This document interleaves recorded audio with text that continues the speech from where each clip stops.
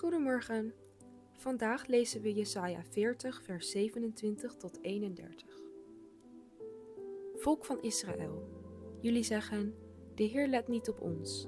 Hij ziet niet dat we slecht behandeld worden. Maar waarom zeggen jullie dat? Jullie weten toch dat de Heer voor altijd regeert. Hij heeft de hele aarde gemaakt. Hij wordt nooit moe, hij blijft altijd sterk. Niemand is zo wijs als hij. Aan de mensen die moe zijn, geeft hij kracht. Mensen die zwak zijn, maakt hij weer sterk. Sterke soldaten kunnen moe worden en struikelen. Zelfs dappere helden kunnen in elkaar zakken. Maar mensen die op de Heer vertrouwen, krijgen een nieuwe kracht. Zij lopen zonder moe te worden. Zij rennen zonder te struikelen. Ze zijn zo sterk als een adelaar die vertrouwt op zijn krachtige vleugels.